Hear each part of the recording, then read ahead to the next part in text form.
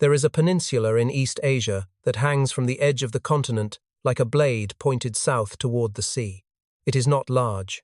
Measured from its northern border to its southernmost tip, you could drive its entire length in a single day. It has no vast deserts, no endless steppes, no impenetrable jungles. What it has are mountains, thousands of them, old and worn and stubborn, covering nearly 70% of the land. Between the mountains run rivers that have carried rain, blood, and ash in almost equal measure across thousands of years.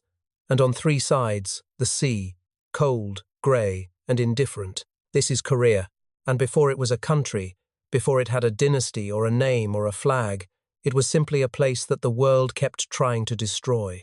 To understand Korea, you have to understand its geography not as a map but as a sentence already written before anyone was born to read it. The peninsula sits at the exact meeting point of three of the most powerful civilizations in all of human history.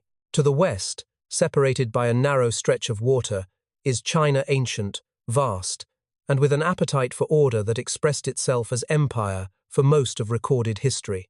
To the northeast and into the frozen plains of Manchuria, a rotating caste of nomadic warrior peoples, the Xiongnu, the Khitan, the Jurchen, the Mongols peoples who built civilizations on horseback and measured wealth in how far their horses could ride.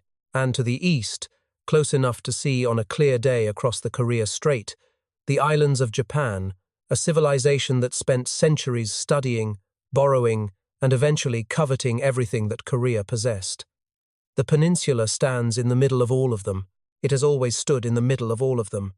That fact alone explains more of Korean history than any king, any battle, or any treaty ever could.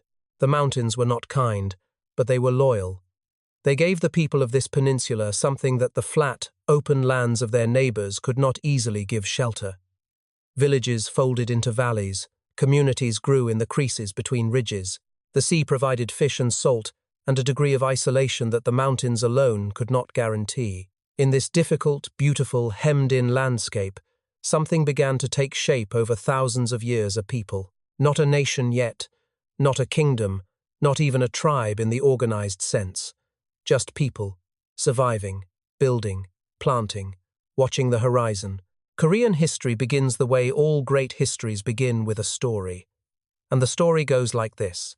In the year 2333 BC, when Egypt was still building its pyramids and China was still a loose gathering of warring clans, a being descended from the sky onto a mountain called Baekje. His name was Hwanung, the son of the Lord of Heaven, and he brought with him 3,000 followers and dominion over the wind, the rain, and the clouds. He came down not to conquer but to govern, to bring order to a land that had only wilderness.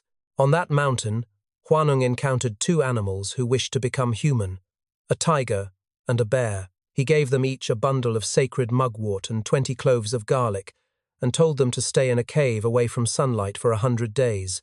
The tiger could not endure it. It left, but the bear stayed.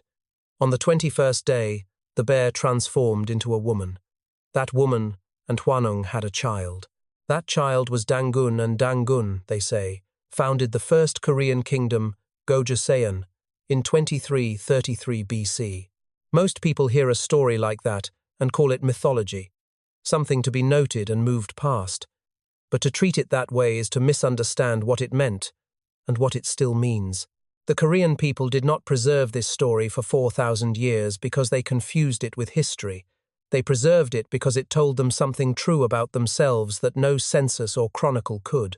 It told them they came from heaven and from the earth at the same time, that their origins were sacred and natural and hard-won, that they had endured the dark, stayed in the cave, outlasted the tiger. The tiger left. Korea stayed. That distinction matters more than it might seem. For thousands of years, the peninsula was not one kingdom but many small tribal confederacies, early city-states, competing clans that spoke related languages and shared enough culture to know they were connected, but enough difference to know they were not the same. The land shaped them the way all hard land shapes people into something that bends but does not break, that learns patience the way stone learns to accept rain. The soil was not easy. The winters were not gentle. The neighbors were never quiet for long, and so the people learned, generation by generation, to hold on. If you stand at the northern border of the Korean Peninsula and look outward, the view is humbling. To the west, the weight of China, a civilization that already had thousands of years of written history before Korea had a unified kingdom. To the north, the vast plains of Manchuria, empty enough to swallow armies whole and then produce new ones. To the east, across the water, Japan closer than it looks and always watching. And then there is Korea itself, behind you, small, mountainous, scarred by rivers, cradled by cold water. Every empire that ever stood at that border and looked south at this peninsula saw exactly the same thing. Not a destination, a road, a path to somewhere else, a shortcut across Asia that happened to have people living on it. That is the oldest truth of Korean history, and it is also the cruelest. This land was never meant, in the calculations of the powerful, to be a place that mattered for its own sake. It was always a means to someone else's end, a buffer, a bridge, a base of operations. And yet here is the thing that makes Korea's story remarkable: the people refused to be a road. They refused, again and again, at devastating cost, to let themselves be walked over and forgotten. They survived the calculations of empires. They survived invasions too numerous to count. They survived occupation, partition, and war. And what you are about to hear is the story of exactly how they did it and exactly what it cost. The peninsula that survived its geography was about to test whether it could survive itself. For roughly 700 years from around the 1st century BC until the late 7th century AD, the Korean Peninsula was not one place but three. Three kingdoms, three identities, three futures that could never all survive. And in the end, only one did. What happened in those 7 centuries was not simply a series of wars between neighboring states. It was something older and more painful than that. It was a family tearing itself apart. The kingdom of Goguryeo controlled the north, the wide, cold stretch of the peninsula that pushed up into Manchuria and touched the borders of China. If you had to describe Goguryeo in a single word, that word would be fierce. It was a warrior state in every sense. Its people rode horses before they could read. Its soldiers trained in mountain passes and river valleys that would have broken armies born in softer lands. Goguryeo did not merely defend its borders, it pushed them outward, decade after decade, until its territory stretched across a vast sweep of northeastern Asia. The Chinese dynasties that came and went to the west watched Goguryeo with a mixture of contempt and genuine fear. That fear, as it turned out, was entirely justified. In the year 612 AD, the emperor of the Sui dynasty of China, a man who ruled what was then the most powerful empire on earth, decided that Goguryeo needed to be destroyed. He assembled a force that ancient records describe as over 1 million soldiers, though even the more conservative estimates put it at 300,000 men crossing the Liao River into Goguryeo territory. It was one of the largest military mobilizations the ancient world had ever seen. The Sui emperor was not a man who doubted himself. He had unified China after centuries of division. He had built the Grand Canal. He believed that a small kingdom on the northern edge of a peninsula was simply the next item on a very long list of things he intended to conquer. He was wrong. His name is remembered today mostly because of what happened next at a river called the Salsu. The Goguryeo general who waited for the Chinese army at the Salsu River was named Yulji Mundeok. History has not been generous with descriptions of him. We do not know what he looked like. We do not know much about his early life. What we know is what he did, and what he did was one of the most brilliant acts of military deception in Asian history. Yulji Mundeok did not meet the Chinese army in open battle. He retreated. He gave ground deliberately, slowly, letting the enormous Sui force advance deeper and deeper into Goguryeo territory, stretching their supply lines thin, exhausting their soldiers, separating their cavalry from their infantry across hundreds of miles of unfamiliar land. He sent false letters of submission to the Sui commanders, buying time. He made them believe he was beaten. Then, when 300,000 men were strung out along the banks of the Salsu River, tired and hungry and far from home, Yulji Mundeok opened the floodgates of a dam he had built upstream. The river came down on the Chinese army like a wall. By the end of that single afternoon, the records say, only a few thousand of those 300,000 men made it back across the border alive. The Sui dynasty would survive the humiliation for only a few more years before collapsing entirely, destroyed in part by the staggering losses of its Korean campaigns. Yulji Mundeok had not just defeated an army, he had helped bring down an empire. Most people today have never heard his name. While Goguryeo bled the north with its wars, the kingdom of Baekje held the southwest, and it was a different kind of place entirely. Baekje was the kingdom of refinement. Its artisans worked in gold and bronze with a delicacy that stunned every civilization that encountered their work. Its scholars translated Buddhist texts.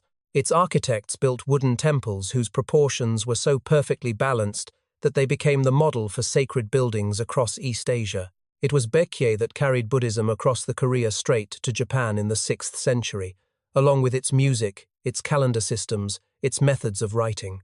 The cultural DNA of early Japan was, in ways that Japanese historians have sometimes been reluctant to acknowledge, deeply Korean. And that Korean culture came largely from Baekje. It was a kingdom that built with beauty in the middle of a war that had no end. But Baekje's tragedy was its location. It sat between Goguryeo to the north and Silla to the east, and for 7 centuries it was squeezed by both. Every generation, Baekje lost a little more. A border pushed back here, a province absorbed there. Its kings died in battle or fled their burning capitals. Its people were taken as slaves or refugees into the lands of their neighbors.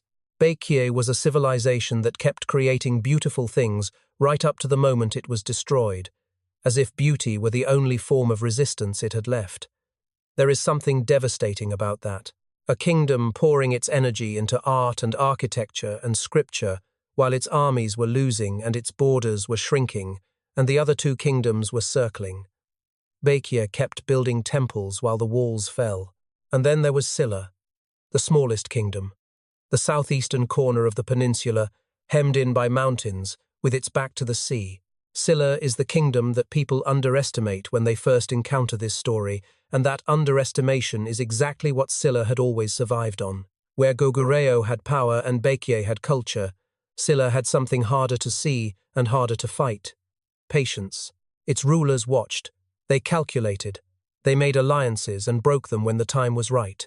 They absorbed outside influences, Buddhism, Chinese administrative systems, Tang-style court culture, and used them not out of admiration but out of strategy.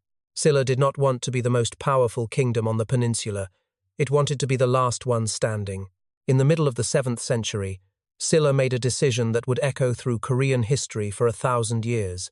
It was a decision made in cold calculation by a court that had run out of other options, and it was also, depending on how you look at it, an act of betrayal so complete that its consequences have never fully healed. Silla sent an envoy not to Goguryeo, not to Baekje, not to any Korean neighbor, any tribal ally, any shared relation across the peninsula. Silla sent its envoy south across the Korea Strait, and then west across the sea to the court of the Tang Dynasty of China, the most powerful empire in the world at that moment, and offered them an alliance. Silla would help China destroy the other Korean kingdoms. In exchange, China would help Silla rule what was left.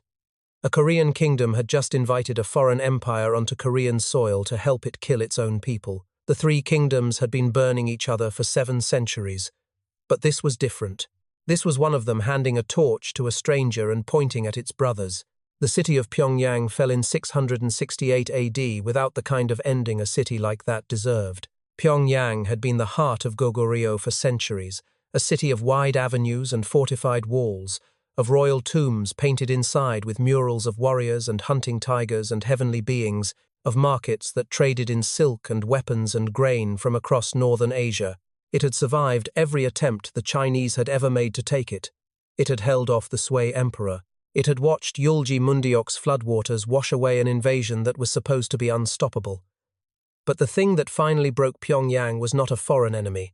It was a Korean army that had come from the south, fighting beside a Chinese force that should never have been invited into the peninsula at all. When the walls came down, there were no great speeches, no dramatic last stands recorded for history. The city simply emptied. The court scattered. The royal family was taken in chains. The murals stayed on the walls of the tombs, watching the soldiers loot the palaces in silence. This is how the unification of Korea looked from the ground, not like a victory, but like a wound. Baekje had already been destroyed 6 years earlier, in 660 AD, its last king dragged before the Tang emperor in humiliation, its capital burned, its priests and scholars and artisans absorbed or dispersed into the surrounding lands. Now Goguryeo was gone too. 3 kingdoms had existed on this peninsula for nearly 7 centuries. Within 8 years, 2 of them ceased to exist entirely. The third Silla stood alone over the wreckage and called it unity. In a technical sense, it was. In every human sense, it was something else.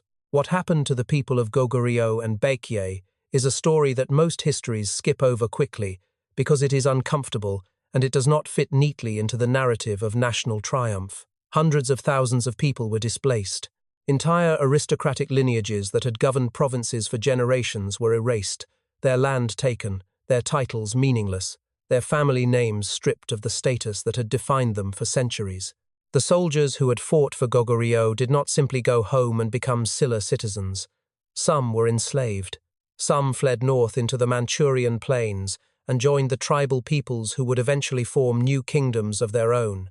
Some stayed and spent the rest of their lives as second-class subjects in a unified kingdom that had been built partly on their destruction. The grief of those people, ordinary farmers and soldiers and craftsmen who had committed no crime except being born on the wrong side of a border that no longer existed, is almost entirely absent from the written record.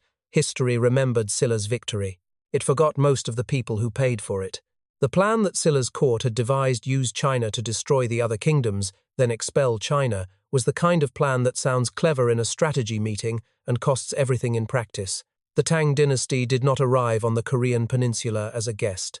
It arrived as a conqueror with its own designs, and once Goguryeo and Baekje were gone, it had no intention of simply sailing home and leaving a unified Korean state to govern itself. Tang administrators were installed. Tang military governors claimed jurisdiction over former Goguryeo and Baekje territories. The Chinese had not helped Silla eliminate its Korean rivals out of generosity. They had done it because they wanted the peninsula for themselves. Silla had invited the wolf in to deal with the dogs, and now the wolf was sitting at the table expecting to be fed. What happened next is the part of this story that Koreans have always remembered with a kind of fierce, complicated pride. Silla fought back. Between 670 and 676 AD, Silla's armies engaged the Tang forces in a series of battles that pushed the Chinese military step by step off the Korean peninsula. It was not fast, it was not clean.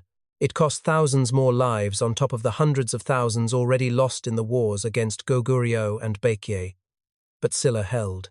By 676 AD, the last Tang forces had withdrawn north of the Taedong River, and Silla controlled the peninsula south of that line.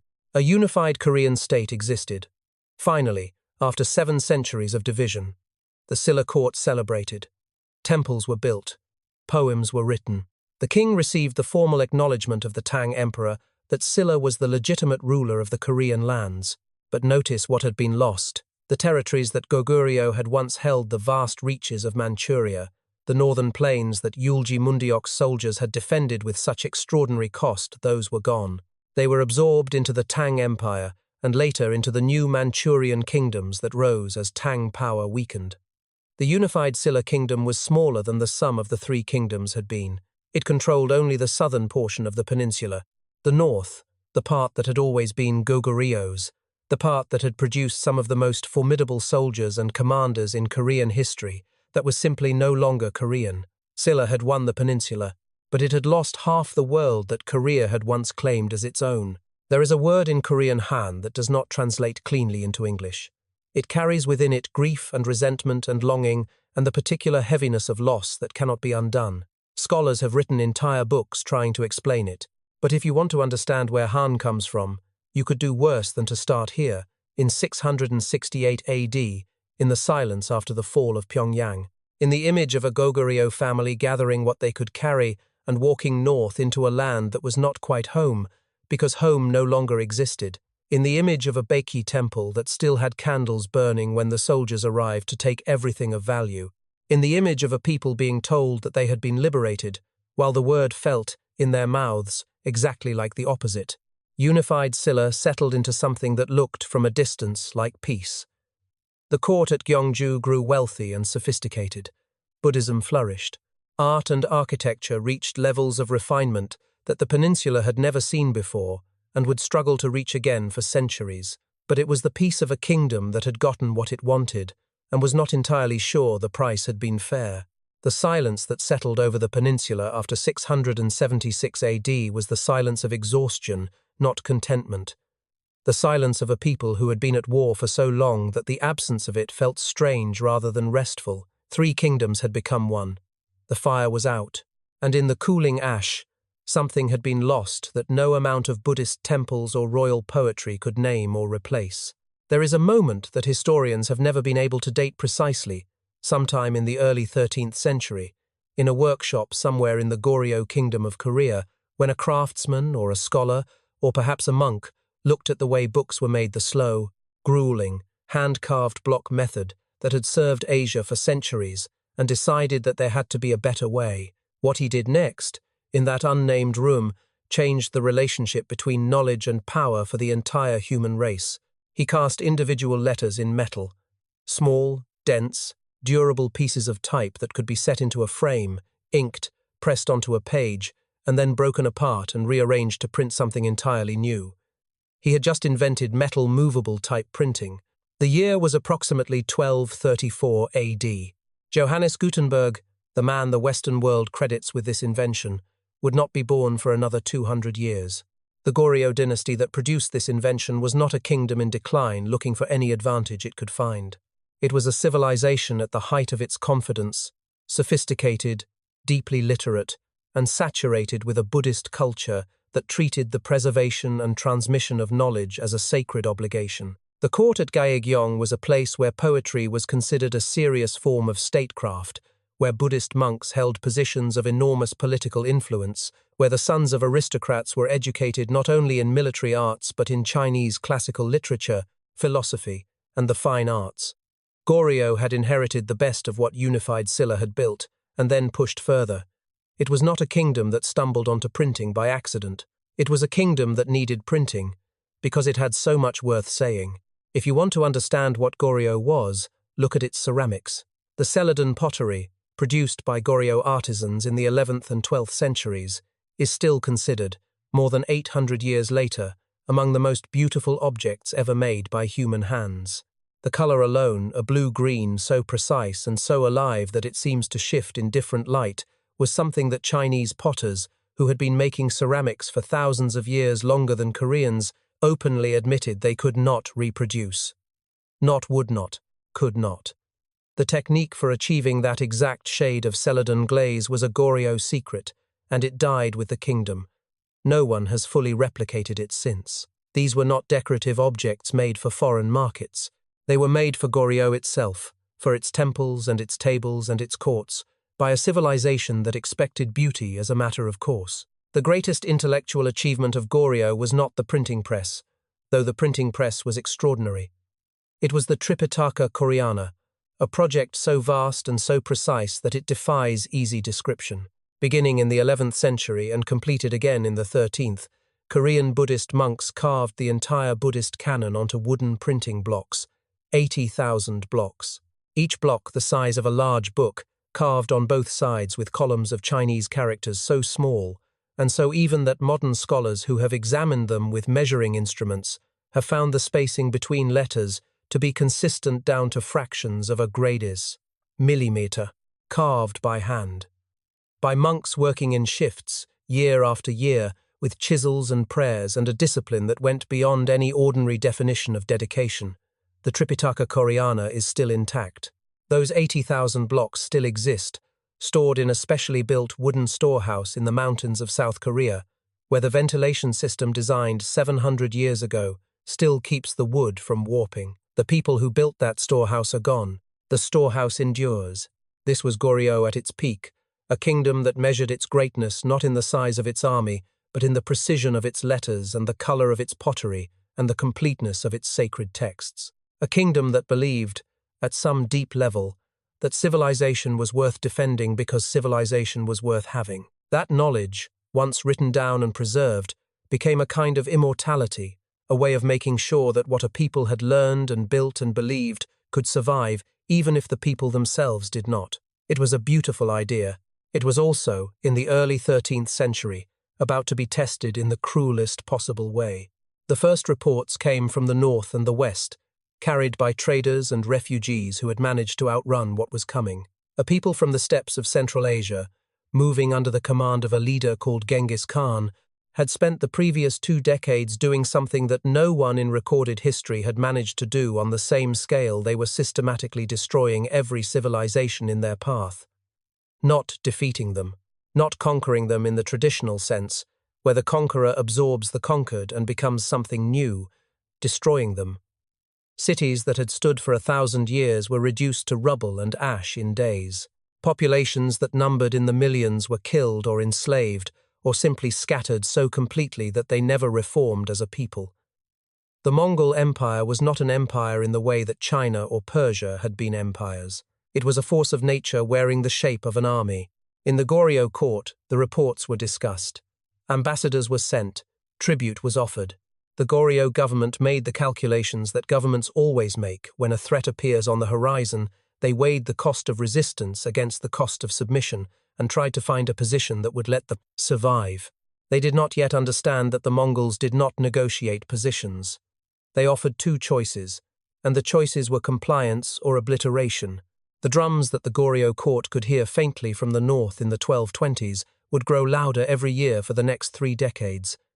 But in those last years before the storm arrived, life in Goguryeo continued. The monks still carved their blocks, the potters still fired their kilns, the scholars still set their metal type and printed their books. And then, in 1231 AD, the Mongol army crossed the northern border of Goguryeo for the first time. The border towns that had stood for centuries were gone within days.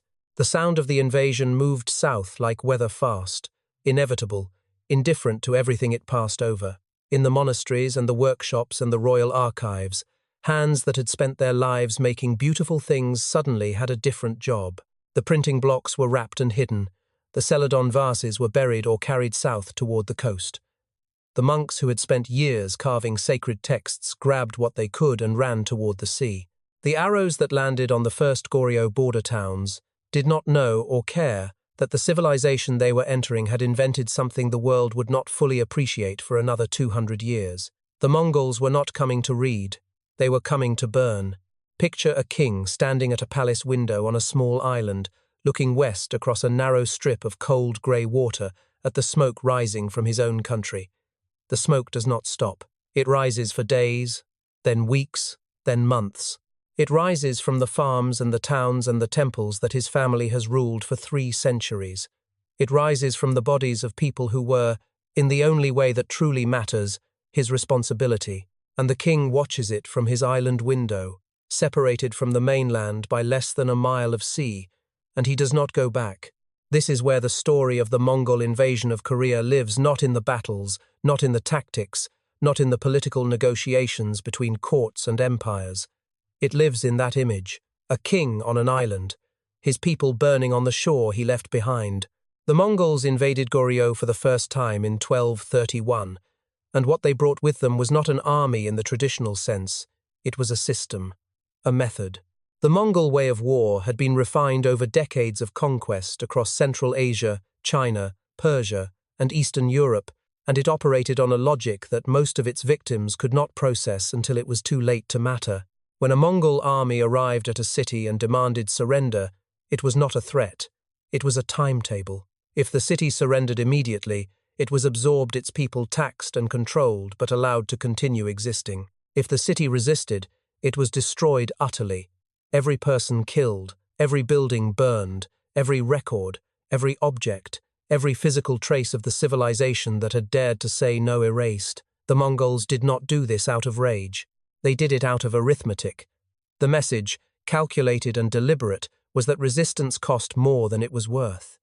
The Goguryeo court understood the message. It fled to Ganghwa Island anyway, because the Mongols lacked a navy and the sea was the one thing their horses could not cross. Between 1231 and 1259, the Mongol Empire invaded Korea 7 times, 7 separate campaigns, each one grinding deeper into the peninsula, each one extracting a price so enormous that the numbers begin to lose their meaning. Historians estimate that by the time the invasions were over, hundreds of thousands of Koreans had been killed outright. Another 200,000 or more had been taken as slaves and marched west into Mongol territory, into lives from which almost none of them ever returned. Entire provinces in the north of the peninsula were depopulated, not just the soldiers and the aristocrats, but the farmers and the craftsmen and the children.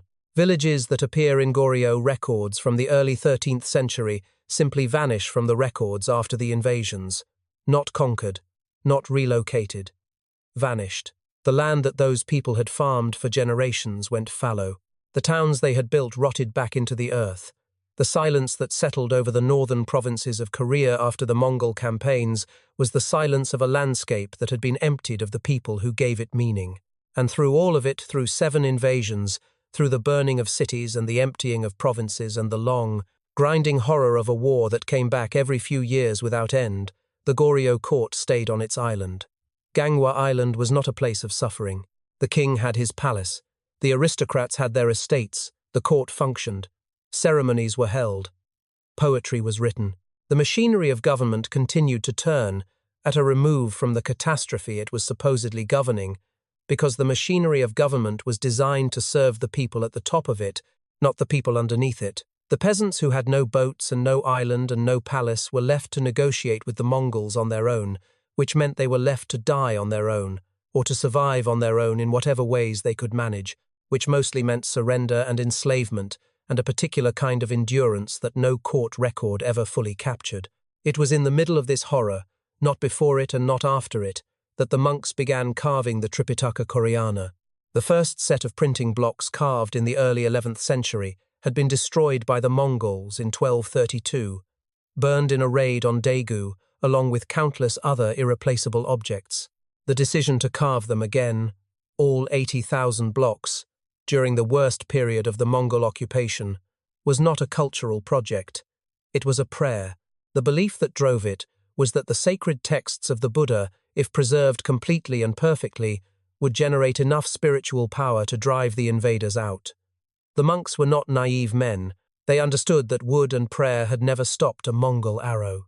But they also understood that there are moments in history when a people need to do something that connects them to what they believe in, simply to remember that they believe in something. They carved through the years of burning. They carved while the refugee columns moved past their monasteries on the roads south. They carved in silence that was not peace. It was the silence of people choosing, deliberately, not to give up. The historical records from this period are fragmentary and incomplete, because so much of what was written was destroyed. But what survives is enough to reconstruct the texture of what ordinary Korean life looked like under Mongol occupation. A government report from the 1230s records a Mongol demand for tribute: gold, silver, silk, horses, falcons, and children. The children were taken as hostages and servants, some of them young enough that they would have had no memory, by the time they were adults, of the country they had come from. A monk's diary describes the sound of Mongol cavalry moving through a valley below his mountain monastery. The horses, he wrote, made a sound like distant thunder that did not stop. A local administrator's account describes arriving at a town 3 days after a Mongol raid to find the wells filled with bodies and the granaries empty, and every door standing open because there was no one left to close them. In 1259, the Goguryeo court finally ran out of room to hide behind its island and its prayers. After nearly 3 decades of watching the mainland be systematically destroyed while they negotiated and delayed and sent tributes and broke agreements and negotiated again, the Goguryeo king submitted fully to Mongol authority. The terms were not the terms of a sovereign making a pragmatic alliance. They were the terms of a conquered people acknowledging their conqueror. The crown prince of Goguryeo was sent to live at the Mongol court as a hostage, a practice the Mongols used across their empire to ensure compliance, because a king whose son was a guest of the Khan tended to be a cooperative king. The Goguryeo kings were required to marry Mongol princesses, generation after generation, so that the royal bloodline of Korea was gradually absorbed into the Mongol imperial family until it was difficult to say where one ended and the other began. And when Kublai Khan decided to invade Japan twice in 1274, and again in 1281, it was Korean ships, Korean supplies, and Korean soldiers who were conscripted to serve in campaigns that were not Korean wars, for a ruler who was not a Korean king, on an ocean crossing that ended both times in catastrophic failure. Korea had survived 7 invasions. Now it was being used as a weapon in someone else's wars. The kingdom still had a name, but a kingdom with a Mongol princess in its royal bed and a hostage prince in the Khan's court and its soldiers dying on foreign beaches is not in any meaningful sense a kingdom anymore. The Tripitaka Koreana survived. All 80,000 blocks, moved and hidden and preserved across the decades of occupation, eventually found their home in the mountain storehouse at Heinze, where they still sit today. The monks who carved them are long dead. The kingdom they carved them for barely resembles the Korea that exists now, but the blocks remain, each one still carrying the precise, even columns of characters that someone cut into the wood with shaking hands during the worst years of the Mongol winter, in the belief that beauty and knowledge and faith were worth preserving even when everything else was being taken away. The Mongols could burn a city in an afternoon. They could empty a province in a season.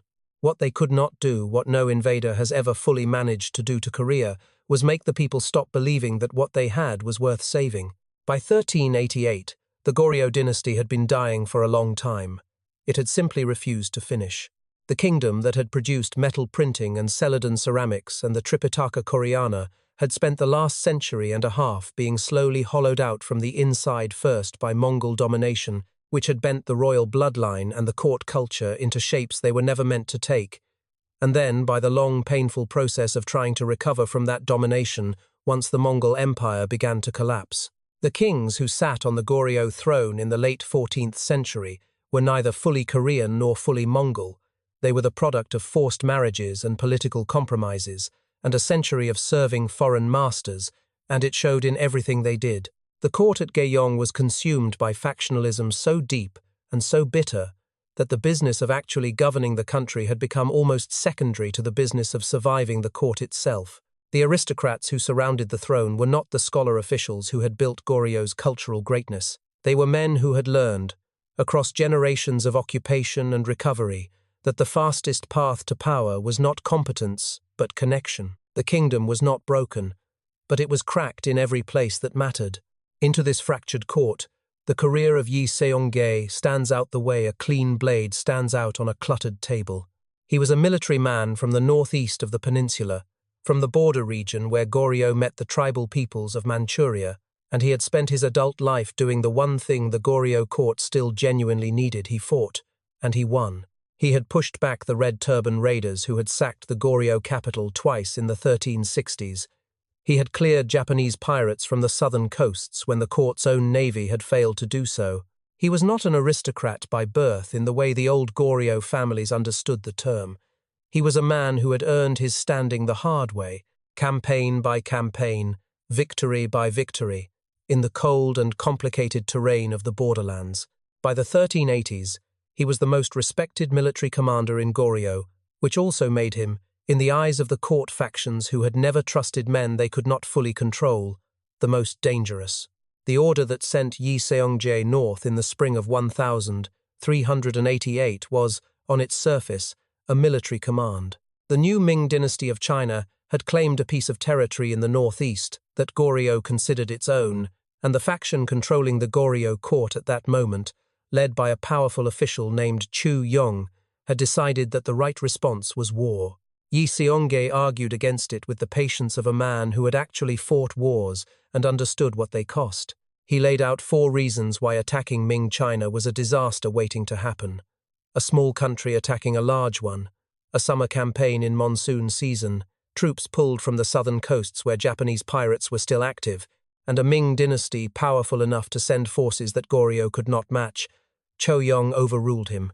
The king gave the order, and so Yi Seong-gae marched north with his army, following a command he believed was wrong in every way that military commands could be wrong.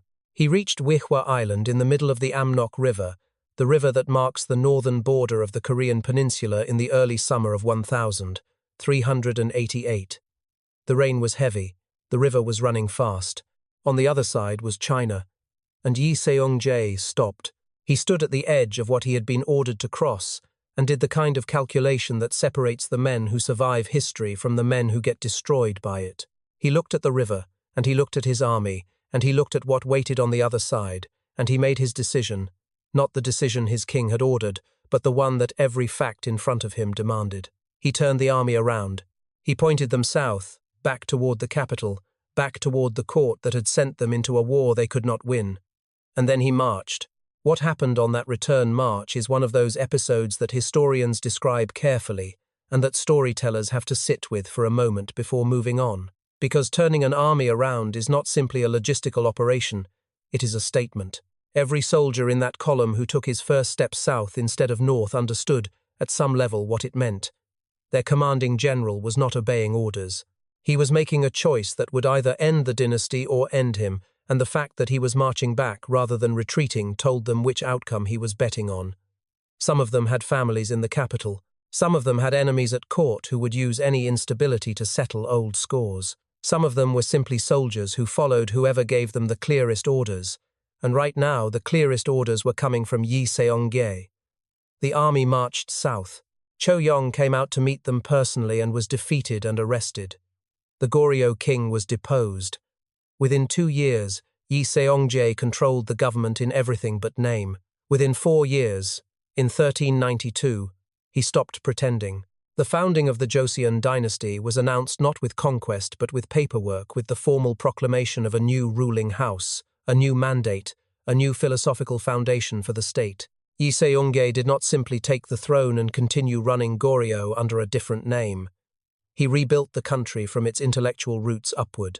The Buddhism that had been the spiritual spine of Goguryeo, the faith that had driven the carving of the Tripitaka, that had filled the monasteries with scholars and the court with monks of political influence, was pushed to the margins. In its place, Joseon and his advisors installed Confucianism as the governing philosophy of the new kingdom. It was a thorough, deliberate, structural transformation. The state would be run by scholar officials selected through rigorous examinations, loyalty, hierarchy, ritual, and the proper ordering of relationships between ruler and subject, parent and child, husband and wife. These became the organizing principles of Korean public life in a way that would shape the country for the next 500 years. The capital was moved south, to a city that would be called Hansong, the city that sits today under the towers and traffic, and 25 million people of modern Seoul. The site was chosen carefully, nestled in a basin ringed by 4 mountains, with a river running along its southern edge, positioned according to the principles of geomancy that governed Korean ideas about how a capital should relate to the landscape around it. New city walls were built. A new royal palace rose inside them.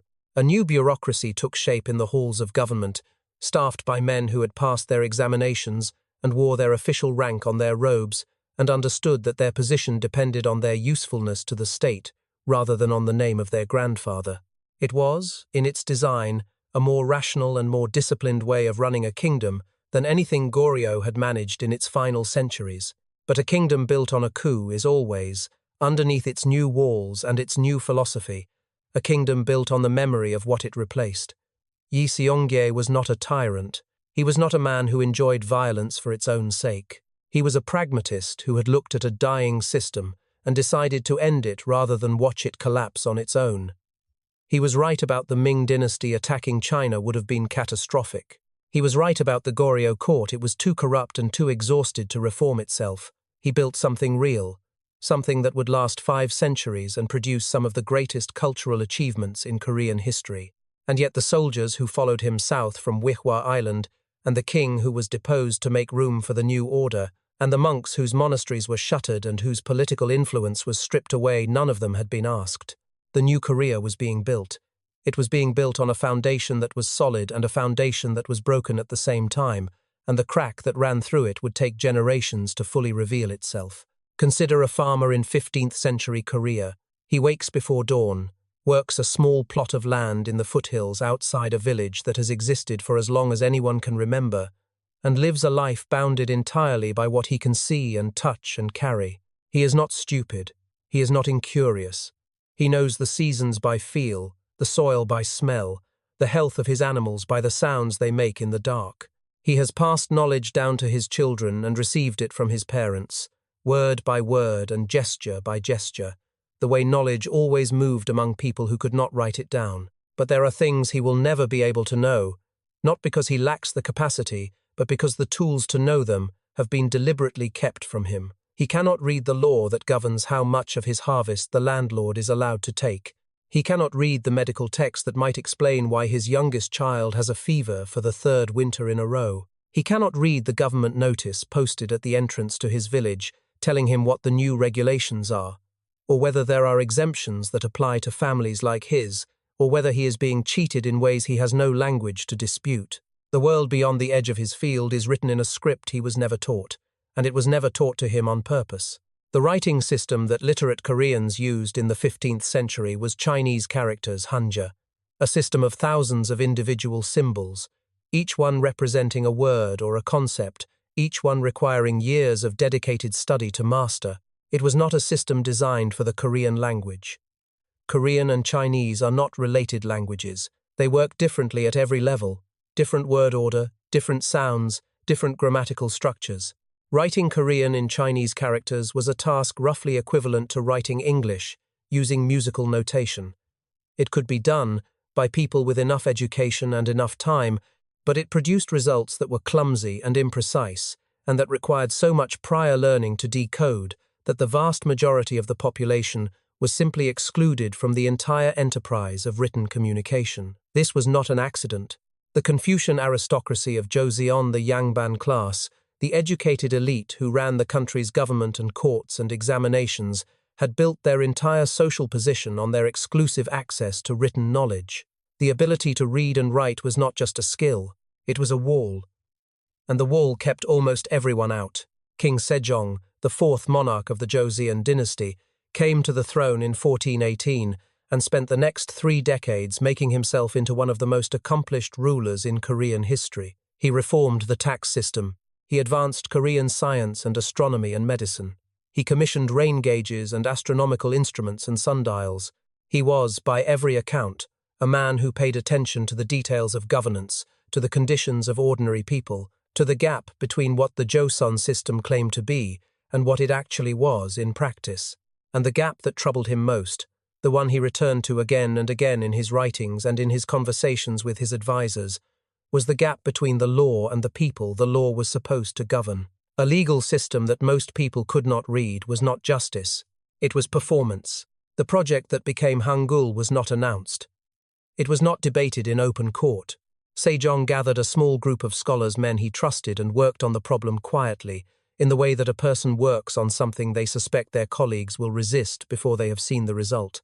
He approached the design of the new writing system with the same methodical attention he brought to everything else. The goal was not elegance for its own sake. The goal was accessibility. The system needed to be learnable by an ordinary person in days, not years.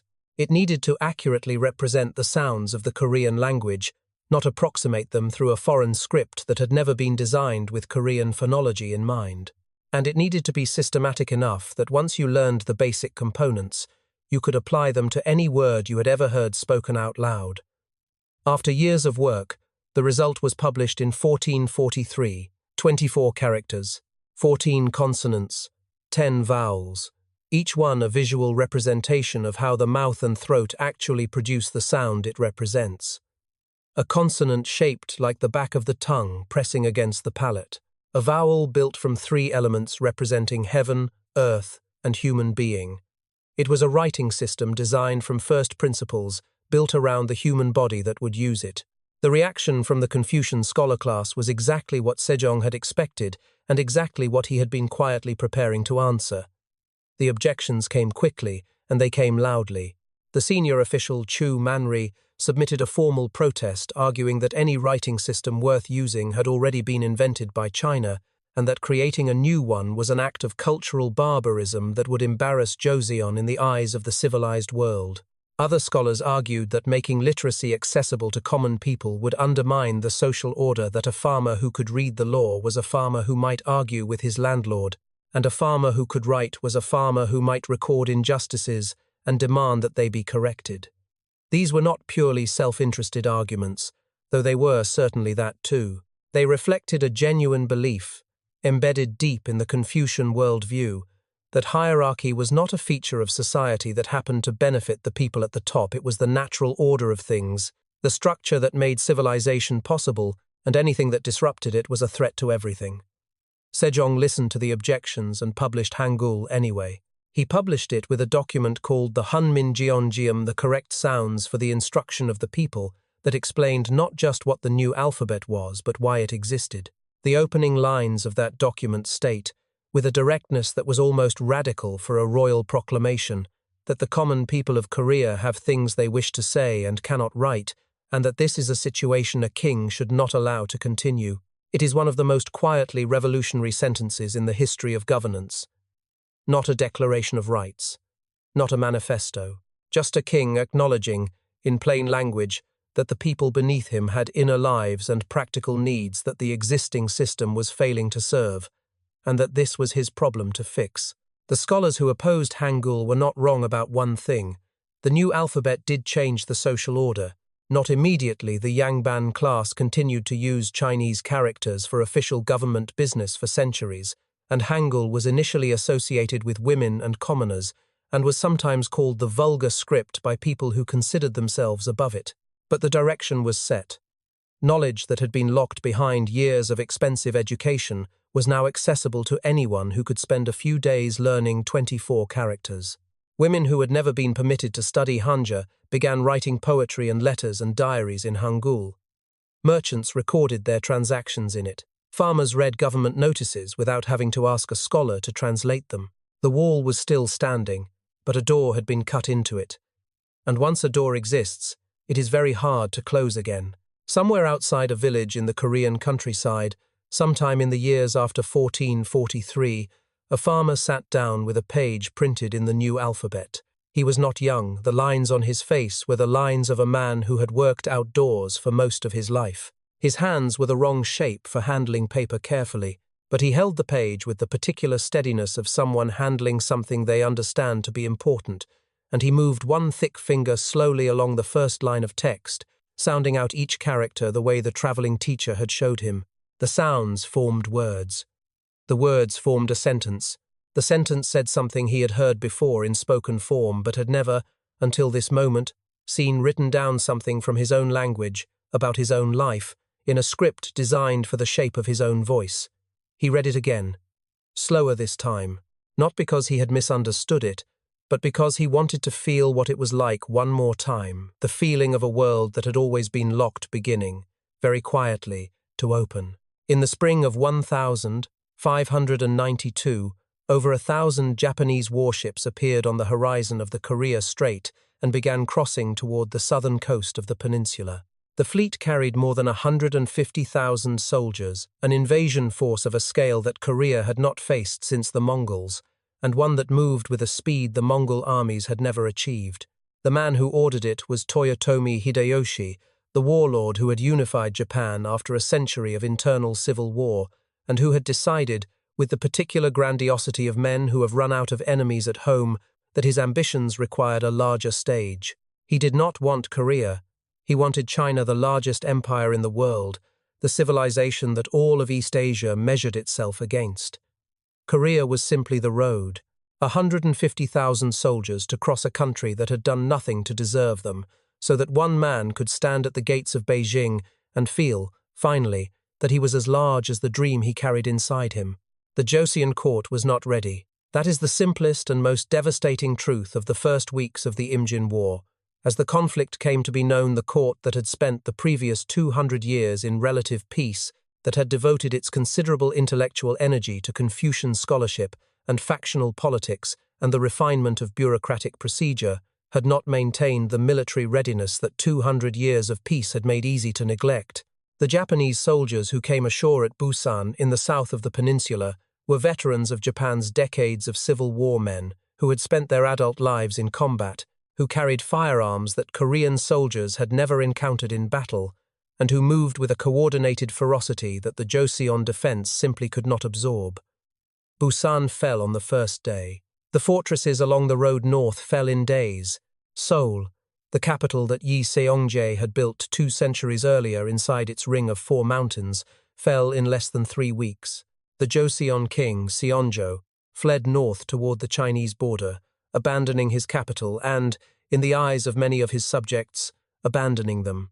The people of Seoul, enraged and terrified, burned the government slave registries and the palace buildings before the Japanese even arrived, as if destroying the records of their own oppression was the only power they had left to exercise. It was on the water that Korea found the one thing capable of changing the direction of the war. Yi Sun-sin had been appointed commander of the Left Jeolla Naval District in 1591, the year before the invasion, a posting that many at court considered a minor assignment for a man whose military career had been repeatedly interrupted by the political enemies he had accumulated through the simple act of doing his present job with more competence than the people above him appreciated. He was not a young man seeking glory. He was a methodical, deeply serious officer who believed that preparation was the only form of courage that mattered in war, and he had spent his time in Jeolla building something that the Japanese fleet was entirely unprepared for. The turtle ship, the Goguryeo, was an iron-plated warship, unlike anything sailing in Asian waters in the 16th century. Low and fast, covered in a spiked iron roof that prevented enemy soldiers from boarding it, armed with cannon ports on every side, capable of ramming directly into enemy formations and surviving the impact. It looked, to the sailors who first saw it move through the water, like something that should not float heavy and dark and bristling, a warship designed not to be impressive, but to be unstoppable. Yi Sun-sin used his turtle ships and his broader fleet to devastating effect in the summer and fall of 1592. At the Battle of Okpo, he destroyed dozens of Japanese vessels without losing a single ship of his own. At Sacheon, at Dangpo, at Hansen Island, where he lured the Japanese fleet into the open sea, and then executed a crane-wing formation that encircled and destroyed 60 or more enemy warships in a single engagement, he demonstrated a level of tactical command that has led military historians to compare him to Nelson, to Drake, to the greatest naval commanders in any era of history. The Japanese supply lines, which depended entirely on sea access to feed and reinforce an army fighting its way up a peninsula, began to break down. The invasion that had swept to the gates of the Joseon capital in 3 weeks was stalling, in part because one man on the water refused to let it succeed. And here is where the story turns in the direction that makes it not just a war story but a Korean story, the particular, recurring Korean story about what happens to the people who are too good at what they do. Yi Sun-sin's victories made him famous, not just in the provinces where people had watched Japanese soldiers occupy their towns and burn their harvests, but famous in a way that reached the court, that reached the king, that reached the factions of officials who measured every development in the war not only by what it meant for Korea's survival, but by what it meant for their own position. A man who had saved the country was a man who had also, by the logic of factional court politics, become a threat. His enemies at court accused him of treason, of deliberately failing to pursue a Japanese decoy force in order to preserve his own fleet. The charges were manufactured. The king believed them, or chose to believe them, or could not afford politically to disbelieve them. In 1597, Yi Sun-sin was arrested, stripped of his rank, and thrown in prison. He was tortured. The man who had won every battle he had ever fought was in chains because the government he had been fighting for could not tolerate how completely it needed him. With Yi Sun-sin imprisoned, the Japanese launched their second invasion. The replacement commander, Won-gyun, took the fleet that Yi had built and trained and sailed it into a trap at the Battle of Chilchaliang. The Korean Navy, which Yi had kept intact through 3 years of war against overwhelming odds, was destroyed in a single afternoon, 350 ships lost, the fleet that had strangled Japanese supply lines simply gone. The Japanese army poured back across the southern provinces with nothing on the water to stop them. The court that had imprisoned Yi Sun-sin for winning too impressively now reinstated him in something close to pure panic, with 12 ships remaining out of the hundreds that had once formed the most effective naval force in the region. 12 ships. Yi Sun-sin returned from prison, surveyed what was left, and did not express whatever he felt about the situation. He went back to work. At the Battle of Myeongyang in October of 1597, Yi Sun-sin fought the most extraordinary defensive naval action in Korean history. Facing a Japanese fleet of over 300 warships with 12 ships of his own, he chose a strait where the tidal currents reversed direction every few hours and used the narrow passage to prevent the Japanese from bringing their numerical advantage to bear. He placed his flagship at the front, not in the rear, where commanders traditionally positioned themselves, and fought in a channel where the enemy could only approach a few ships at a time. He held for hours. By the time the tide changed and the Japanese withdrew, 30 or more of their ships had been sunk, and the Korean fleet, impossibly, was still afloat. It was not a battle that should have been survivable.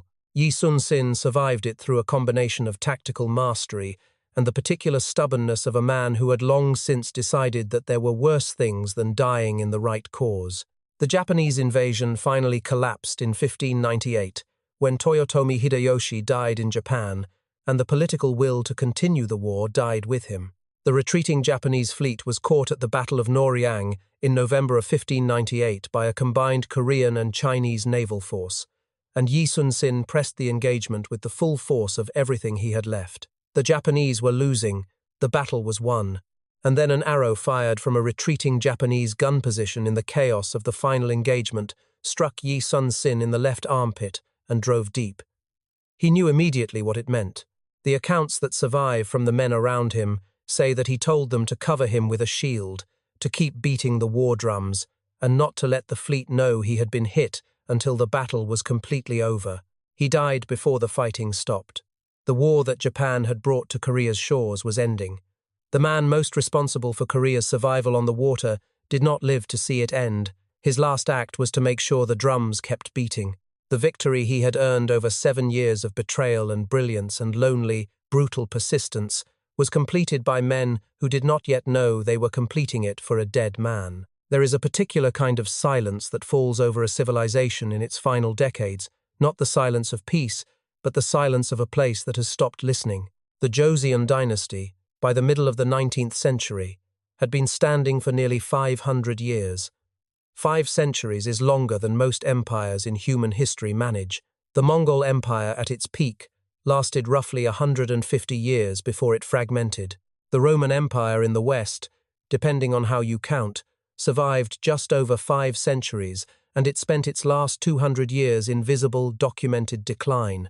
Joseon had lasted 500 years while still calling itself the same dynasty, ruled by the same family, governed by the same Confucian principles, administered by the same class of scholar officials who had been running the same examination system since Yi Seongye had put it in place. In the eyes of the men who ran Joseon, this was proof that the system worked. In the eyes of the world that was gathering on the other side of Joseon's closed borders, it was something else entirely. It was evidence that the system had stopped. The policy that defined Joseon's final century was called, in various forms, a policy of seclusion, a deliberate choice to limit contact with the outside world to a narrow set of controlled relationships with China to the north and, to a very limited degree, Japan to the south. Foreign ships that appeared on Korean shores were turned away, foreign traders were refused, Western missionaries who managed to enter the country to spread Christianity were hunted down, and in several waves of persecution across the 19th century, thousands of Korean converts and foreign priests were executed. The reasoning behind these policies was not irrational on its own terms. Korea had spent the previous 3 centuries being invaded, occupied, and used as a battlefield by powers far larger than itself. The memory of the Japanese invasion of 1592 and the Manchu invasions of the 1630s had not faded it, had calcified into a governing instinct that treated the outside world as a source of catastrophe and the closed border as the only reliable protection against it. What felt like wisdom inside the palace walls was, from the outside, starting to look like a kingdom holding its breath and hoping the world would forget it was there. Inside those walls, the Joseon court of the 19th century was occupied almost entirely with itself. The great factional disputes that had always characterized Joseon politics had not moderated with time. They had, if anything, become more intense and more personal as the actual stakes of governance declined. Families jockeyed for the positions that controlled access to the king. The king's regents and in-laws accumulated power at the expense of the throne. Officials spent their careers navigating webs of alliance and rivalry that had nothing to do with roads or harvests or the readiness of the army, and everything to do with who owed, what to whom, and whose son had passed. Which examination and which family controlled which ministry. A government that had been designed to select and reward competence had evolved, over 500 years, into a system that selected and rewarded connection. The scholars who ran Joseon in the 1800s were not stupid men. They were men whose intelligence had been entirely redirected by the logic of the system they inhabited toward the management of each other. While the Joseon court debated appointments and conducted rituals and managed its internal hierarchies with the focused energy of people who had nothing more pressing to attend to, the world outside Korea's borders was being remade at a speed that had no precedent in human history. In Europe and in the United States, the Industrial Revolution had transformed the relationship between human beings and the physical world. Steam engines, iron ships, telegraphs, rifles that could fire multiple rounds without reloading, artillery that could reduce a stone fortress in hours rather than weeks. Western powers had spent the first half of the 19th century demonstrating what this new technology meant for the old balance of forces in Asia. China, the civilization that Korea had oriented itself toward for 1,000 years, the great empire to the west that had always been the reference point for what power and stability looked like, had been humiliated by Britain in the Opium Wars of the 1840s, forced to open its ports, forced to cede territory, forced to accept foreign legal jurisdiction on its own soil. The largest and oldest empire in Asia had been brought to its knees by a country it had never taken seriously, using weapons it had not bothered to develop. The lesson was there for anyone paying attention. Japan was paying attention. In 1853, American warships appeared in Japanese waters and delivered a message that Japan could not refuse, open your ports to trade, or face the consequences that China had already experienced. Japan's initial response was humiliation and internal crisis. But then something remarkable happened. Rather than closing tighter, as Korea had done, Japan tore itself apart and rebuilt from the inside out. The Meiji Restoration of 1868 was one of the most deliberate and violent national transformations in history. A group of reformers dismantled the feudal system that had governed Japan for centuries, abolished the samurai class, sent delegations to Europe and America to study Western science and law and military organization, and within a single generation turned Japan into an industrialized state with a modern army, a modern navy, conscripted soldiers trained in Western tactics, and warships built in Japanese shipyards using designs imported from Britain and France. Japan looked at what the Western powers had done to China and made a decision that Korea never made. It decided to become a version of what was threatening it, before what was threatening it arrived. Korea, during the decades that Japan spent transforming itself, remained largely what it had been. There were voices inside Joseon that argued for change reformers who had seen what was happening in China and Japan and understood that the closed border was not protection but postponement, that the world pressing against Korea's walls would eventually come through them whether Joseon opened them or not. These voices were not absent. They were simply losing. The conservative factions that dominated the court in the second half of the 19th century treated reform proposals the way the Confucian scholars had treated Hangul 4 centuries earlier, as threats to the order that kept them in place, disguised as good ideas. The Joseon court that should have been asking how to modernize its army was instead arguing about which family's candidate should fill which ministry position. The court that should have been building iron ships was conducting ancestral rites and debating points of ritual protocol. It was not that the men in charge did not care about Korea's survival. It was that the system they had inherited gave them no tools for thinking about survival that didn't first pass through the question of their own position. The Japanese had a phrase for what they saw when they looked at Korea in the latter half of the 19th century. Juku shita kajitsu, ripe fruit. The image is precise, and it is brutal. Not a country that needed to be conquered by force, but one that had ripened past the point of resistance and needed only to be picked. The military assessments that Japanese strategists were writing about Korea in the 1870s and 1880s describe a peninsula with an army that had not been meaningfully updated in generations, a court divided against itself, a population that had been so thoroughly separated from any concept of national defense that the idea of mobilizing them in the face of a modern military force was effectively theoretical.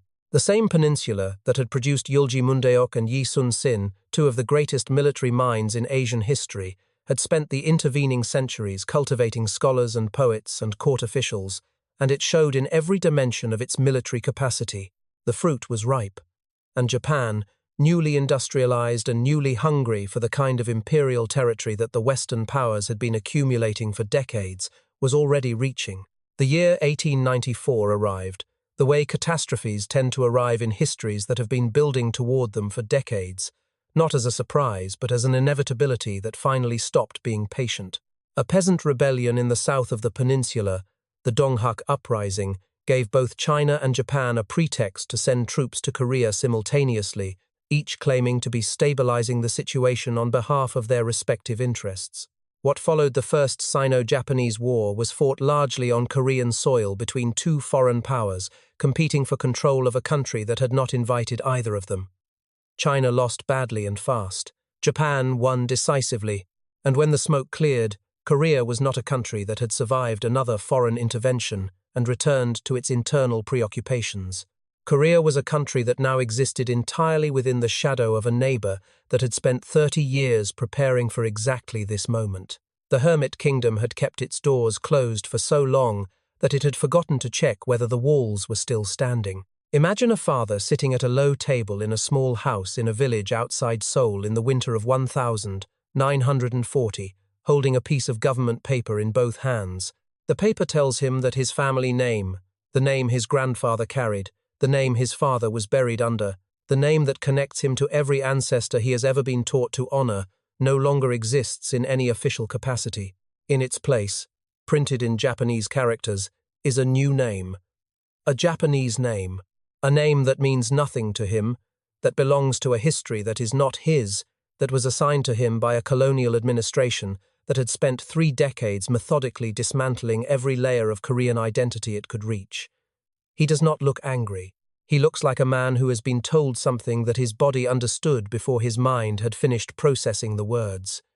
He looks like a man watching himself disappear. Japan formally annexed Korea in 1910, but the work of colonization had begun years earlier, in the slow accumulation of treaties and concessions and military pressures that had followed the First Sino-Japanese War of 1894 and accelerated after Japan's victory over Russia in 1905. The annexation itself was signed by Korean officials operating under conditions that made the word consent almost meaningless. The country had been under Japanese military occupation for years, its government had been hollowed of any real authority, and the men who signed the treaty did so with Japanese soldiers positioned outside the building. What followed was one of the most comprehensive programs of colonial control in the 20th century, a system designed not simply to extract resources and labor from a subject population, as most colonial empires did, but to actively erase the cultural and psychological foundations that made Koreans Korean, and replace them with a Japanese identity that would render the concept of Korean independence historically incoherent. The logic was surgical, and it was deliberate. If you can make people forget who they were, you do not have to worry about who they might become. The Korean language was removed from schools. Children who had grown up speaking Korean at home sat in classrooms where the teacher was required by law to instruct in Japanese, where Korean was forbidden not only as a language of instruction, but as a language of ordinary conversation on school grounds. Textbooks were rewritten. Korean history, the Three Kingdoms, the Goguryeo Dynasty, the great figures of Joseon, King Sejong and his alphabet, Admiral Yi Sun-sin and his turtle ships, was either suppressed entirely or reframed within a narrative that presented Japanese annexation as a natural and beneficial development rather than an act of imperial conquest. The Government General of Korea, the Japanese administrative body that ran the country, employed historians and editors and curriculum designers whose job was to produce an account of Korea's past, in which Korea had always been, in one way or another, a subordinate part of a larger Japanese cultural world. It was history as erasure, conducted with the institutional thoroughness of a bureaucracy that had decided that memory itself was a security threat. But the erasure was never complete, because the people being erased refused to cooperate with it fully, in ways large and small and constant. In a small schoolroom in the province of South Chungcheong, a teacher named Kim spent years conducting her official lessons in Japanese, while finding moments a few minutes before class, a whispered correction during a writing exercise, a folded note passed to a student whose family she trusted to remind her students that the letters Sejong had given them still existed, that the sounds of their own language had not been officially permitted out of existence, that the history they were not being taught was nonetheless real and waiting for them. She was not alone.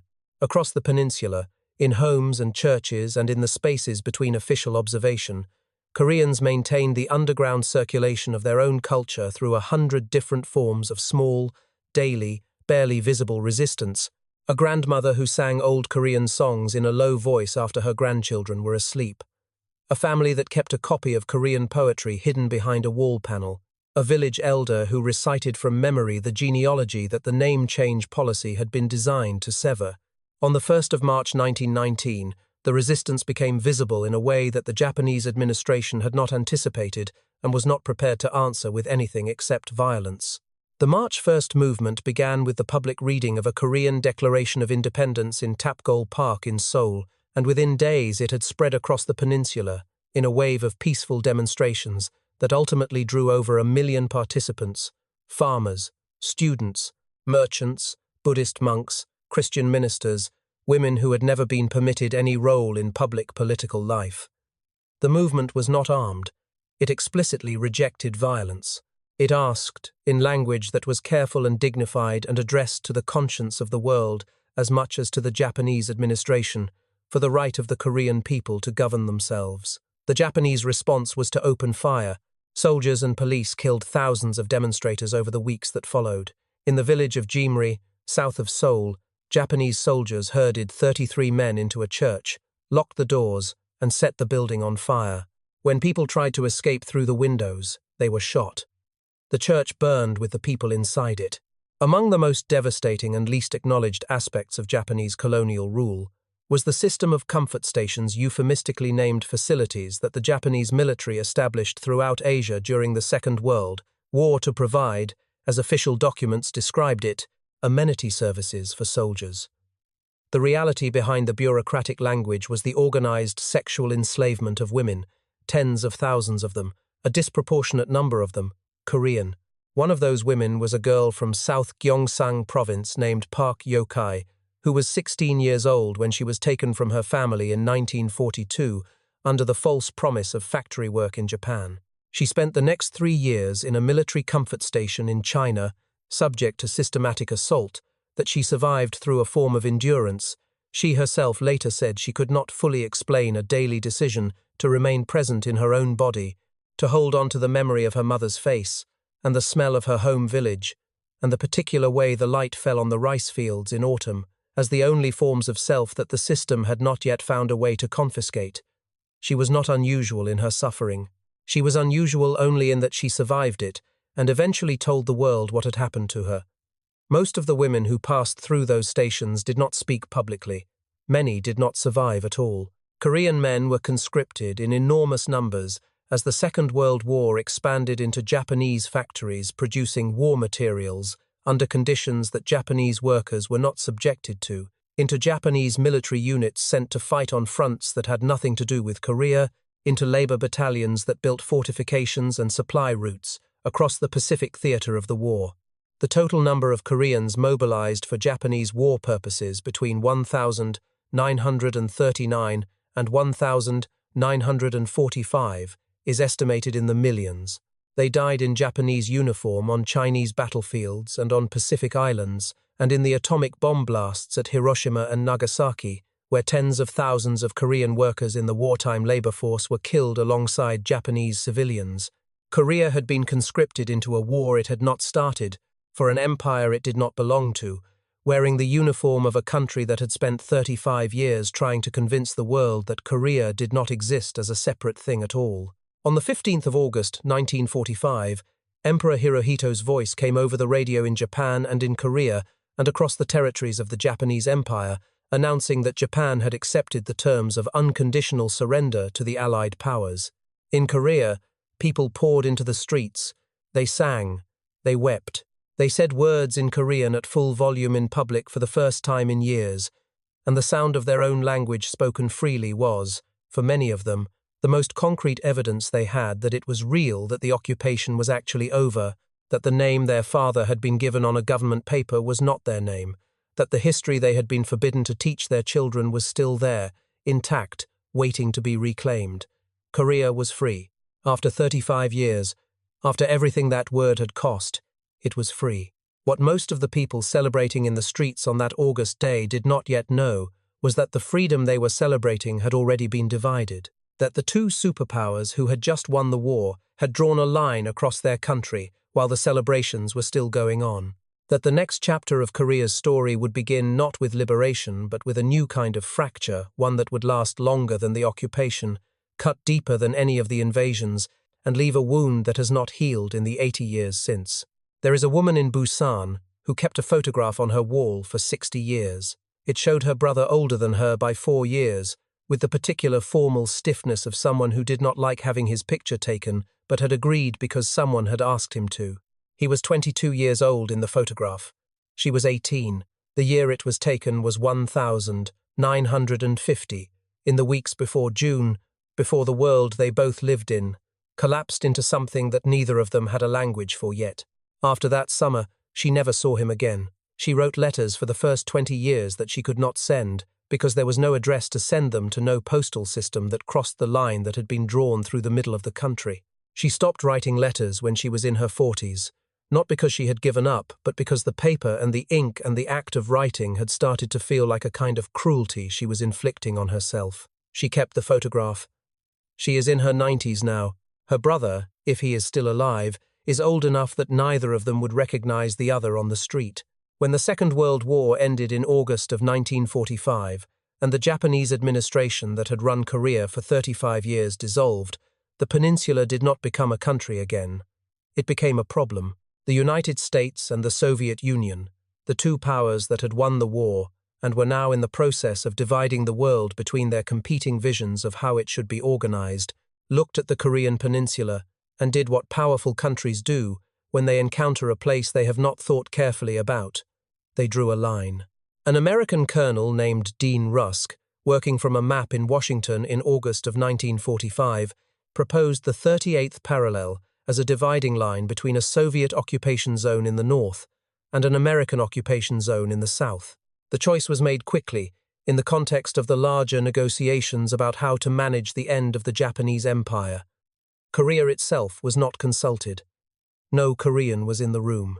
The line that would determine the shape of the Korean War and the fate of millions of families was drawn by a man with a map who had been given 30 minutes to come up with a solution and had found one that both superpowers could accept. It was called temporary. What grew on either side of that line in the 5 years between 1945 and 1950 were two Korean governments that resembled each other in the intensity of their conviction and differed in almost everything else. In the north, under Soviet sponsorship, Kim Il-sung consolidated power through a combination of ideological discipline, the elimination of rivals, and the construction of a personality cult that would eventually become one of the most total systems of social control in human history. In the South, under American sponsorship, Syngman Rhee built a government that called itself democratic and governed in ways that the word struggled to contain: authoritarian, deeply anti-communist, willing to use violence against its own political opponents with an efficiency that the occupation forces that supported him preferred not to examine too closely. Both governments claimed to represent all of Korea. Both governments were right that the division was artificial. Neither government was willing to accept it permanently. And both of them had, by the spring of 1950, armies. On the 25th of June 1950, at 4 in the morning, the Korean People's Army crossed the 38th parallel with over 75,000 soldiers, T-34 tanks supplied by the Soviet Union, and an artillery preparation that made the border sound, to the people sleeping south of it, like the end of the world had decided to announce itself from the north. The South Korean army, undertrained, under-equipped, positioned without adequate warning, collapsed in hours. The speed of the advance was staggering. Seoul fell in 3 days. The South Korean and American forces that tried to establish defensive lines south of the capital were pushed back repeatedly, overwhelmed by an army moving with a momentum that the defenders could not match. Within weeks, the entire peninsula, except for a small perimeter around the port city of Busan in the southeast, was under North Korean control. For the second time in 60 years, Korea had been overrun from one direction, while the other side scrambled to respond. The difference this time was that Korea was not fighting an external colonial power, it was fighting itself. The United Nations, led by the United States, intervened, and the intervention turned the momentum of the war in a direction that nobody on either side had fully calculated. General Douglas MacArthur's amphibious landing at Incheon in September of 1950 cut the North Korean supply lines and forced the armies that had pushed to the southern tip of the peninsula to retreat or risk encirclement. Seoul was retaken. The 38th parallel was crossed again, this time by UN forces moving north. And then, in the same way that every critical turning point in Korean history seems to generate its own catastrophic complication, China entered the war.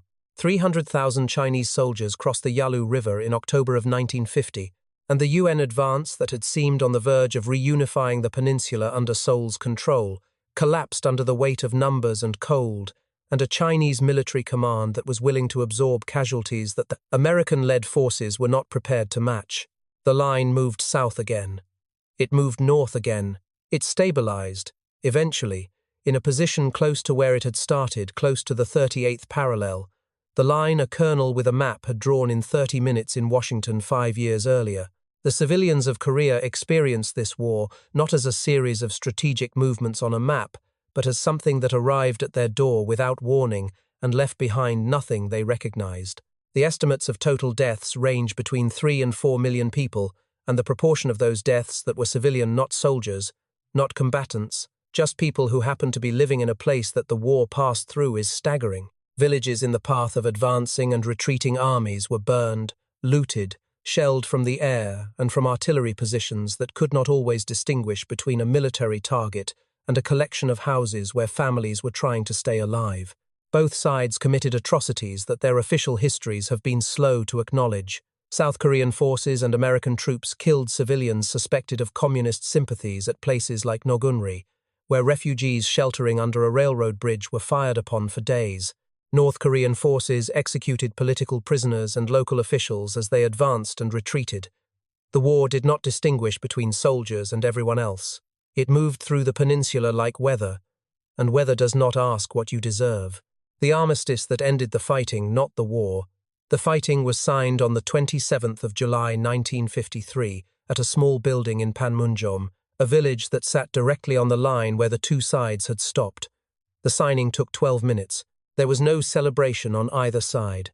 No crowds in the streets, no speeches, no fireworks. The generals who signed the document did so in silence, in a room full of people who understood that what they were ending was not a war but a particular phase of a conflict that had not been resolved. A demilitarized zone was established along the new military demarcation line 4 kilometers wide, running 250 kilometers from the west coast to the east coast of the peninsula. Both sides pulled their forces back 2 kilometers from the center line, and then they stopped. And the two Koreas stared at each other across 4 kilometers of empty ground, and waited for what came next. What came next, for the following 7 decades, was more waiting. The demilitarized zone that divides the Korean Peninsula today is the most heavily armed border on Earth.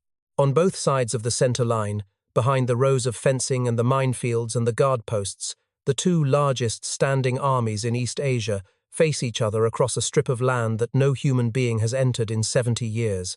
And because no human being has entered it in 70 years, the DMZ has become something that the people who created it did not intend and could not have predicted a nature preserve. The wildlife that has reclaimed those 4 kilometers of abandoned land includes Amur leopard cats, Asiatic black bears, red-crowned cranes, and thousands of migratory bird species that use the corridor as a resting ground on their journeys across Asia. Wildflowers grow in the ditches between the minefields. The land that was poisoned by the most concentrated military conflict in Korean history has, in the absence of human management, quietly healed itself. The war that never ended created, by accident, one of the most biodiverse ecosystems on the peninsula. The people on either side of it are still waiting. The cranes do not know about the border. They land and rest and lift off again, crossing the line as if it were not there, as if the thing that divided the peninsula was a human problem, and therefore, from a sufficient height, almost invisible. Seoul at night looks like a civilization that decided, somewhere in the last 50 years, to prove something to the world, and has not yet stopped proving it. The Han River reflects towers of glass and light that rise along its southern bank in formations so dense and so bright that they can be seen from the hills that ring the city like the walls of an older, quieter capital. The streets below them are alive at midnight, at 1 in the morning. At 2, the cafes open, the convenience stores full, the subway running, the delivery riders moving between apartment towers, carrying food to people who are awake, because the city has long since stopped organizing itself around the idea that night is for sleeping. This is a city of 25 million people, the 4th largest metropolitan economy in Asia, a place that produces semiconductors and K-pop albums and television dramas and electric vehicles and smartphone displays and films that win Academy Awards, a place that the world looks at and uses words like miracle and transformation and wonder. All of those words are accurate. None of them are complete. In 1953, when the armistice stopped the Korean War's killing without ending its cause, Seoul was rubble. Not damaged rubble. The city had changed hands 4 times during the war, been bombed by both sides, and reduced to a landscape that photographers who documented it described as indistinguishable from the bombed cities of Europe in 1945. 70% of South Korea's industrial capacity had been destroyed. The infrastructure, roads, railways, power plants, ports was shattered. The per capita income of South Korea in 1960, 7 years after the armistice, was lower than Ghana's, lower than most of sub-Saharan Africa. A country that had spent 3,000 years producing some of the most sophisticated cultural achievements in Asian history was starting, in the most material sense, from nothing. What happened in the following 4 decades, the transformation of South Korea from one of the poorest countries in the world to one of the wealthiest, is the part of Korea's story that the world has been most eager to celebrate and most reluctant to examine honestly. The economic miracle that turned South Korea into a global industrial power was built on a foundation that its official history has sometimes preferred to describe in softer terms than the foundation deserves. It was built under a series of authoritarian governments, Park Chung-hee, who took power in a military coup in 1961, and governed by a combination of genuine economic vision and systematic political repression, until he was shot by his own intelligence director in 1979, and the generals who came after him that understood industrial development as a national security imperative and pursued it with the same discipline they applied to military operations. Workers who organized for better wages were arrested. Unions were suppressed or controlled. Dissidents who criticized the government were imprisoned under laws broad enough to make almost any sustained opposition illegal. The South Korea that built Samsung and Hyundai and POSCO and the highway system and the export economy that eventually made it one of the wealthiest nations in Asia did so with a workforce that had very little power to refuse the terms it was being offered, and a political opposition that spent most of 3 decades either in prison or operating under conditions designed to make success impossible. The women who built the miracle built it with their hands, and the record of what it cost them has taken decades to fully surface. In the factory districts south of Seoul in the 1960s and 1970s, young women, many of them teenagers from rural provinces who had come to the city looking for wages to send home to their families, worked 12-hour shifts in textile mills and electronics assembly plants under the families, conditions that the companies that employed them preferred not to document in detail. The pay was a fraction of what male workers received for comparable work. The dormitories where the female factory workers lived were monitored and controlled. The workers' movements restricted outside of working hours, their mail sometimes read by supervisors looking for signs of labor organizing. A young woman named Jeon Tae-il, who was in fact a male garment worker but whose story belongs to the same moral world as the women who surrounded him, set himself on fire in a Seoul marketplace in 1970 at the age of 22, holding a copy of the Korean labor standards law that his employer had been violating for years, shouting that workers were not machines. He died. The labor movement he helped ignite took another 2 decades to produce the protections his death had demanded. The protests that shook South Korea in the 1980s were not the protests of a population that had been passive. They were the protests of a population that had been patient for 30 years and had finally run out of patience. The Gwangju Uprising of May 1980, in which citizens of the southwestern city of Gwangju rose against the military government of Chun Do-hwan after he seized power in the chaos following Park Chung-hee's assassination, ended when paratroopers were sent into the city with orders that were not limited to restoring order. The soldiers beat protesters in the streets, and the protests became a rebellion, and the rebellion was suppressed with a death toll that the South Korean government spent years minimizing. Estimates of the dead range from several hundred to over 2,000.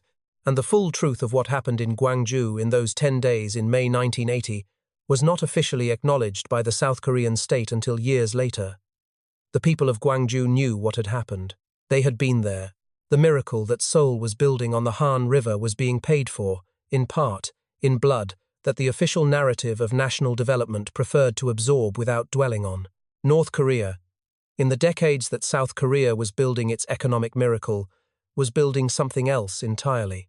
The trauma of colonization and division and war had been metabolized by the Kim regime into a system of total control so comprehensive that it is difficult, from the outside, to fully grasp what daily life inside it means. The state controls not only what people can say and where they can go, and what information they can access, but what they can believe. The official ideology of Juche, a form of self-reliance that in practice means total dependence on the state and total insulation from the outside world, has been enforced through 3 generations of a population that has no reference point by which to measure it against anything else. The famines of the 1990s, caused by a combination of agricultural failure, the collapse of Soviet support, and a government that prioritized military spending over food distribution, killed an estimated 2 to 3 million people in a country of 23 million. The people who starved to death in North Korea in the 1990s died not because there was no food in the world, but because the system that governed them had been designed in ways that made their survival secondary to the system's continuation. That is not a famine in the ordinary sense. That is a policy. There are families in South Korea who take a bus every year to a spot near the DMZ, a specific point on the southern side of the border, where the distance between them and the northern relatives they have not seen in 70 years is, at its shortest, measured in kilometers. They stand at the fence and they look north, toward the hills and the silence on the other side, and they do not say very much because there is nothing useful to say. The person they are thinking about cannot hear them, may not be alive, may have spent 70 years being told, by the state that raised them after the division, that the people to the south are enemies rather than family. The fence does not care about any of this. The hills on the other side of it do not care. The reunion programs that South Korea has periodically organized brief, closely monitored meetings between separated family members from the 2 countries have given a few thousand people a few hours with relatives they had spent decades waiting to see again. The people who attended those reunions described them in terms that make the word bittersweet seem insufficient. There is no word, in Korean or in any other language, for what it feels like to sit across a table from your brother for the first time in 60 years and understand, from the careful way he speaks and the things he does not say, that the person in front of you has been shaped by a world so different from yours that the shared childhood you both remember is the only ground you still have in common. Korea's history, across 3,000 years of invasion and occupation and division and reinvention, is not a story about weakness. The weak do not survive what Korea has survived. They do not produce Yulji Mundeok or Yi Sun-sin or King Sejong or the March 1st protesters or the factory women who organized in secret or the students of Gwangju who took to the streets knowing what the soldiers had been ordered to do. Weakness does not carve 80,000 printing blocks during a Mongol invasion because it believes that knowledge is worth preserving even when everything else is burning. Weakness does not invent a writing system and give it to the people the powerful had decided to keep ignorant. Weakness does not beat the war drums and hide the body so that the battle can be won by men who do not yet know their commander is dead. Every empire that looked at this peninsula across 3,000 years saw a road, a buffer, a symbol, a resource, a prize. Every one of them was wrong. Korea was not a road. It was a destination for a people who had nowhere else to be and had decided, in every generation and in every possible way, that they were not going anywhere. What remains, after all of it, after the Mongols and the Japanese and the Americans and the Soviets and the generals and the factories and the border that a colonel drew in 30 minutes, is a question that Korea's history keeps asking and that history cannot answer by itself. The question is not about Korea. It is about power. It is about what the world does to the places and the people who are not powerful enough to make the powerful stop and think before they act. Every empire in this story believed it was making a reasonable decision. The Sui emperor believed that attacking Goguryeo was straightforward. The Japanese administration believed that erasing Korean identity was the logical extension of annexation. The Americans and Soviets believed that dividing the peninsula at the 38th parallel was a pragmatic solution to a complicated moment. None of them were calculating for the people who would live inside the consequences of their reasonable decisions for the next century. That is not a Korean problem. That is a human problem. And it has not been solved. Korea's history is not a story about a country on the edge of the world. It is a story about the world itself, about what happens when great powers play their games on small people's land, about what it costs to hold on to who you are when everything and everyone is trying to take that from you. China wanted Korea as a buffer. Japan wanted Korea as a road. America and the Soviet Union wanted Korea as a symbol. And through all of it, through invasions and colonization and division and war, Korea kept being Korea. The language survived. The culture survived. The people survived. That is not luck. That is something harder than luck. The question this documentary leaves you with is not historical. It is personal.